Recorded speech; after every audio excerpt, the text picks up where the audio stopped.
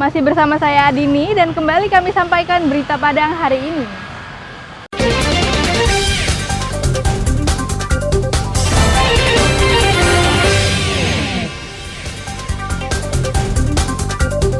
Kejaksaan Negeri Payakumbuh tahan tersangka baru kasus dugaan korupsi seragam sekolah.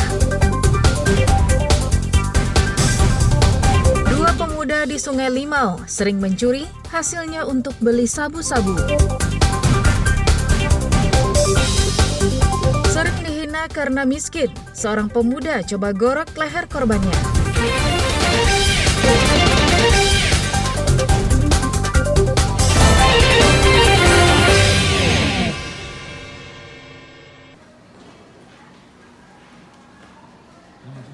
Setelah menjalani pemeriksaan di ruang seksi pidana khusus Kejaksaan Negeri Payakumbuh, seorang kepala bidang di Dinas Pendidikan dan Kebudayaan 50 Kota ditetapkan sebagai tersangka dalam kasus dugaan korupsi pengadaan seragam sekolah gratis bagi murid SD dan SMP se-Kabupaten 50 Kota tahun 2023.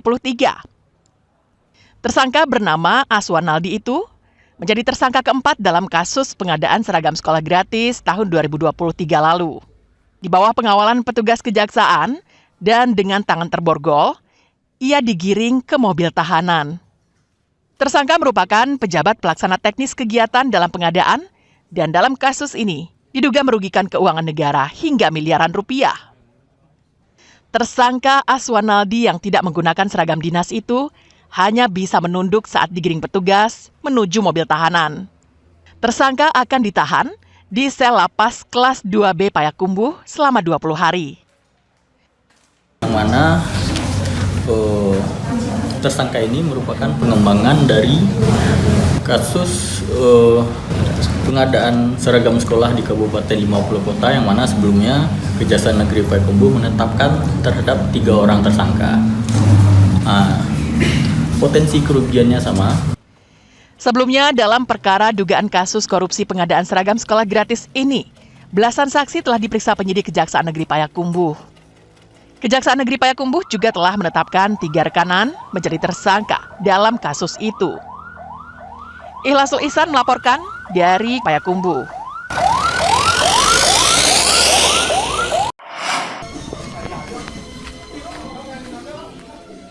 Dua warga Sungai Limau Padang Pariaman yang meresahkan warga karena sering mencuri ditangkap petugas gabungan Polsek Sungai Limau dan Polres Pariaman.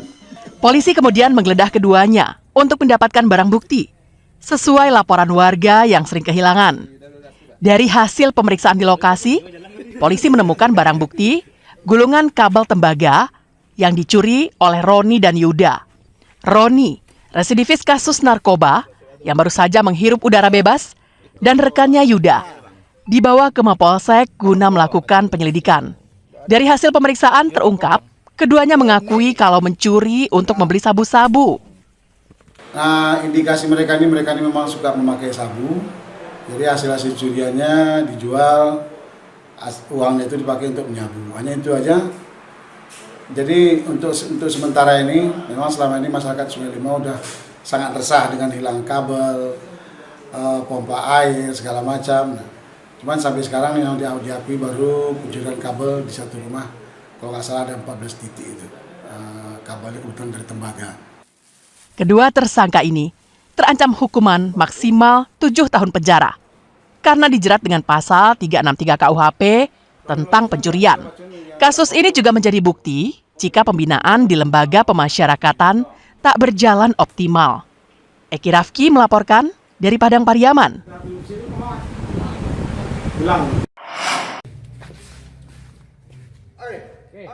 Tersangka Amirza yang baru berusia 19 tahun, warga Desa Marunggi, Kecamatan Pariaman Selatan, ditangkap anggota Polsek Pariaman. Tak berapa lama setelah terjadinya upaya pembunuhan dengan cara menggorok leher korban yang bernama Aditya dan berusia 21 tahun pada tanggal 5 Desember lalu. Tersangka dibawa petugas ke Mapolsek Pariaman untuk dilakukan penyelidikan lebih lanjut. Dalam pemeriksaan yang dilakukan polisi, tersangka pada awalnya memberikan keterangan berbelit-belit, sehingga menyulitkan petugas untuk mengungkap modus perbuatannya itu. Dalam keterangan polisi pada hari Senin, pelaku merasa sakit hati kepada korban yang sering menghinanya karena miskin. Pelaku merencanakan menganiaya korban. Namun saat penganiayaan itu terjadi, korban berhasil menangkap pisau yang mengarah ke lehernya. Korban selamat dan hanya mengakibatkan luka di bagian lehernya. Polisi menyita 1 pisau yang digunakan serta pakaian tersangka. Kasus ini, kejadian ini adalah kejadian yang direncanakan oleh pelaku karena ada unsur sakit hati tadi. Maka direncanakan, tidak puasnya direncanakan, dia siapkanlah pisau untuk membuat skenario berjanji untuk bekerja. Kondisi Aditya telah pulang ke rumahnya setelah menjalani perawatan di rumah sakit. Aditya sudah stabil dan luka di leher dan jari tangannya juga berangsur sembuh. Eki Rafki melaporkan dari Pariaman.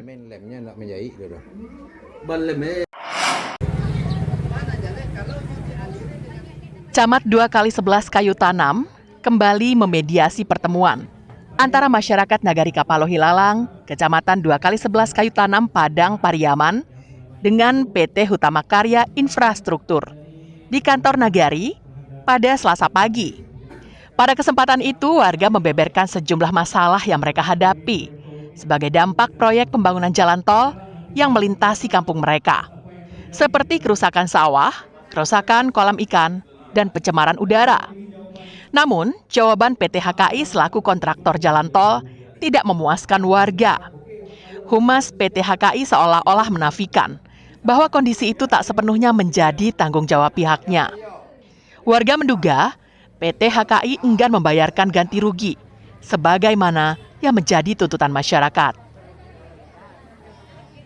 Memang betul, istilahnya sangat alot lah perjuangan kami di pertemuan hari ini, karena mereka masih mencari celah bagaimana mereka tidak bisa menyanggupi kompensasi yang harus mereka penuhi.